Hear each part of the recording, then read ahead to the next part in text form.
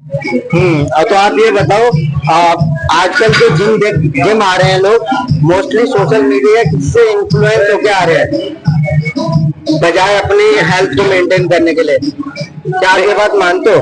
Because आजकल reels में देखकर कहीं ना कहीं बच्चे तो मोटिवेट हो रहे हैं, और उसमें ज्यादा 90% बच्चे तो रील्स के चक्कर में ही आते हैं। वो चाहते हैं कि हमारी थोड़ी सी बॉडी बन जाए और उसके बाद हम लोग रील्स बनाना स्टार्ट करें।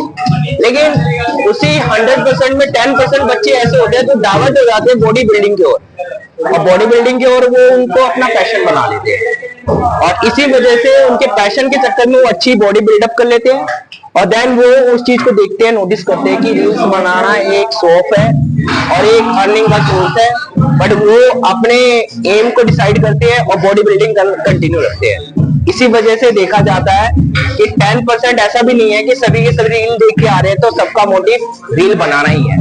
उसमें से कुछ लोग ऐसे होते हैं जिनका मोटिव होता है बॉडी बिल्डिंग बनाना। कहीं ना कहीं रील से उनको ये मोटिवेशन भी मिलता है। कुछ तो मोटिवेशन लेते रील बनाने के लिए और कुछ लोग मोटिवेशन लेते बॉडी बिल्डिंग के लिए, और इसी वजह से कहीं ना कहीं आजकल देखा जाए तो पहले के टाइम में ऐसा होता था 3-4 किलोमीटर के एरिया में एक जिम हुआ करती थी, लेकिन आजकल देखो तो 1-1 किलोमीटर के अंदर 3-4 जिम खुल गई है।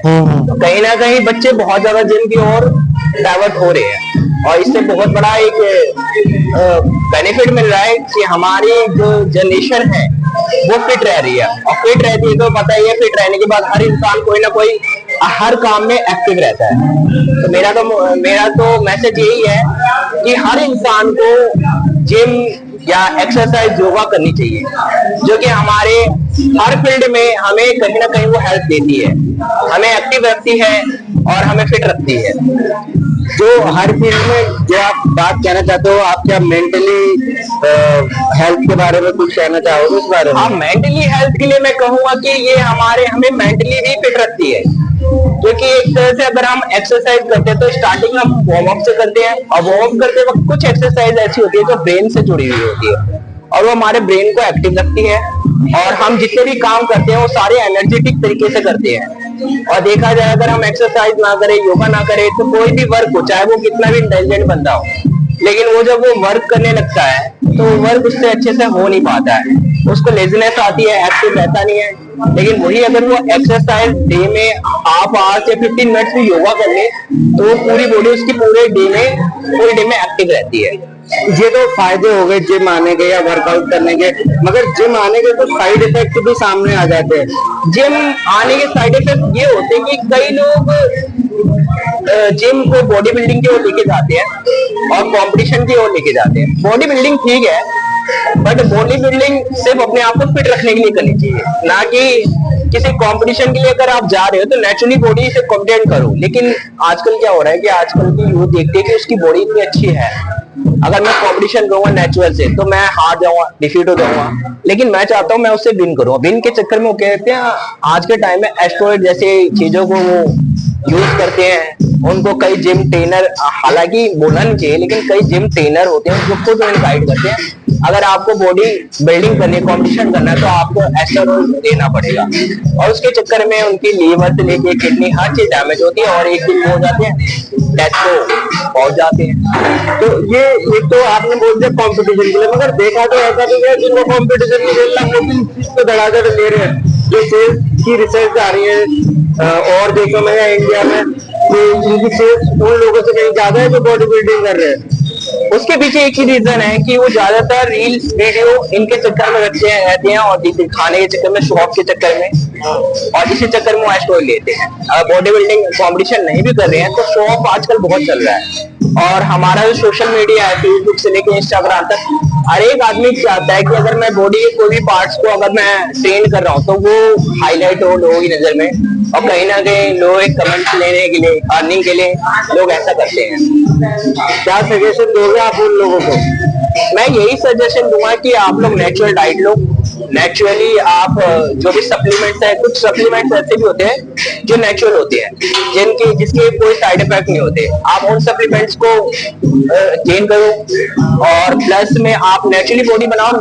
मानते हैं कि बॉडी उतनी अच्छी नहीं बनेगी, लेकिन जो बॉडी बनेगी वो फुल स्ट्रेंथ के साथ बनेगी। आप कोई भी बॉडी वेट लिफ्टिंग कर सकते हो प्रॉपरली। और दूसरी बात, अगर आप जिम छोड़ भी देते हो तो वो फिर वो आपकी बॉडी डाउन नहीं होगी, वैसे की वैसे मेंटेन रहेगी। और सप्लीमेंट्स का ये वो होता है कि अगर आप सप्लीमेंट्स ले रहे हो तब तक बॉडी आपकी मेंटेन रहेगी, जैसे छोड़ोगे तो आप गुब्बारे से फिर वो हो जाओ खुश हो जाओगे। क्या लगता है कि आप एक उम्र के लोग तो आते हैं जिम में बॉडी बनाने और बाकी उम्र के लोग आते हैं जिंदगी में सर्वाइवल के, रीजनिंग बिजी लाइफ होता है, डॉक्टर सजेस्ट कर देता है, कोई बीमारी लग जाती है, या फिर स्ट्रेस से कोप अप करने के लिए लोग जिम में आते हैं।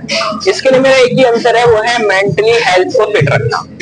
हर इंसान चाहता है मेंटली मैं फिट रहूं, और उसका एक ही तरीका है कि जिम में आओ। अगर जिम में आते हो तो आप हर चीज कर सकते हो, थोड़ी देर के लिए एक्सरसाइज करो, थोड़ा योगा करो, हर एक्टिविटी जिम में आप कर सकते हो। तो कुछ लोग इसलिए भी आते हैं। मानते हो आप इस बात को कि लोग स्ट्रेस से भागने के लिए जिम आ जाते हैं? मैं इस चीज से पूरा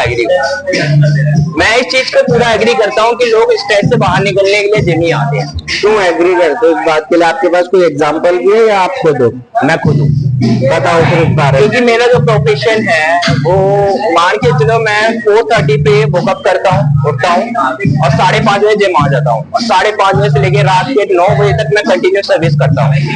इसमें मेरा क्या होता है, रूटीन ये है, 5:30 से लेके 6:30 बजे तक जिम किया, 7 बजे अपने घर जाके फिर मुझे पे जॉब होती है, 7 बजे कॉलेज गया, कॉलेज में प्रोफेसर हूँ। तो कॉलेज जॉब करने के बाद मैं वहां से 4 बजे तक निकलता हूँ, सीधा कोचिंग सेंटर में जाता हूँ। कोचिंग सेंटर में क्लासेस लेता हूँ, और फिर क्लासेस लेने के बाद 9 बजे अपने घर पे जाके देन ईटिंग और देन स्लीपिंग, क्योंकि मेरा टाइम टेबल बना हुआ है 10 बजे अपना सो जाओ। लेकिन ये है, दूसरे टाइम के लिए मुझे फिट रहने के लिए एक्सरसाइज करना बहुत जरूरी है। अदरवाइज मैं एक्सरसाइज नहीं करूँगा तो मेरे वर्क में लेजनेस आई है। और मेरा प्रोफेशन ऐसा है कि जिसमें अगर आप एक्टिव रहोगे तो ही इसे आप बचा सकते हो, सेव कर सकते हो, अदरवाइज हर जगह से आप मारी खाओगे। बस जस्ट इसीलिए। ये तो नॉर्मल आपका रूटीन हो गया, ठीक है, मगर मैं ये जानना चाहता हूँ कि आपने जिम किस एज में ज्वाइन किया, ये बताओ। मैंने जिम फर्स्ट टाइम मैं 2006 में गया था। अच्छा। और देन जब मैं 10th क्लास में था, 11th क्लास में था 2006 में, और देन उसके बाद मैंने 3 मंथ जिम की, और फिर मुझे इशू आया, लोगों ने कहा कि हाइट रुक जाती है, हो जाती है, तो मैंने उस टाइम में जिम छोड़ दी। और फिर 2008 में जब मैं 12th पास आउट किया, देन उसके बाद मैं 2008 से लेके अभी तक कंटिन्यू, हालांकि मेरी एज जो है 35 है, 36 में जा चुका हूँ। और आज भी कहीं जाता हूँ तो लोग इस चीज को जज नहीं कर पाते कि आपकी एज कितनी है, बिकॉज रीजन दैट ये मेन यही है, अगर मैं जिम कर रहा हूँ तो मेरी इसने कहीं ना कहीं एज को हाइड कर रखा है, प्लस में बॉडी भी फिट रहती है। अब आप ही देख सकते हो, हालांकि बोलना ही चाहिए लेकिन जो है सच है सच। Thank you.